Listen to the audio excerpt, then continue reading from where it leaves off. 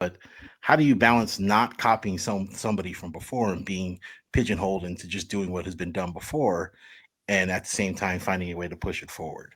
I think a lot of these DJs are, like I told him when I was battling, I always try to figure out how can I make a craze like set, but not be craze, and I'm Right, right, curious, right. as a past judge for the classic, how much should someone focus on the original styles, like scratching and juggling and the formations of disses and all that, versus stepping into a whole new world of like finger drumming and production? How do judges kind of see that? And I think traditionally everyone around the world watches the last year's champion to Right, thinking that, that's what's gonna win. Oh, well, that's what he did, so that's what I got to do to win too. right, right. Um, but like I said, man, I think there's so much you got. Here's my hint. I mean, my not a hint. Sorry, my advice Yeah, for those of you who are thinking of how to make up a set, what to do. You got 40 years of DMC. yeah, I wouldn't look just to the last year's champion to be like, oh, that's what it takes to win. There's so much stuff that's happened over the last 40 years.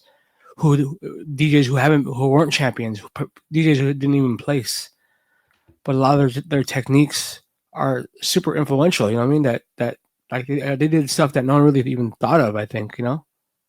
So yeah, I don't know. I kind of look. I always That's why I always encourage the new generation to always kind of look towards the past videos, you know what I mean, to get yeah, inspired. Like, whoa, no one paid attention to this dude. Like yeah, this dude was dope.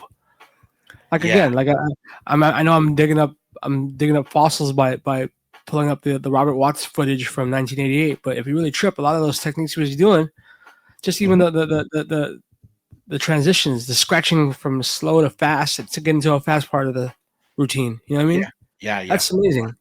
yeah. Something as simple as that, baby scratching it from slow to fast, then break it down, and then you know what I mean? Like, Yeah, it doesn't hurt to show your family like that you have some kind of sense of history through your techniques. Like RC3, when I interviewed him, he comes from a lineage of DJs, right. and much of his selection in music comes from his background.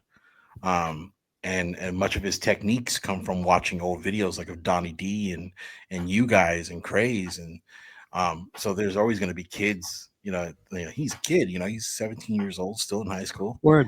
Yep. and Yep. he's doing his homework, which is great.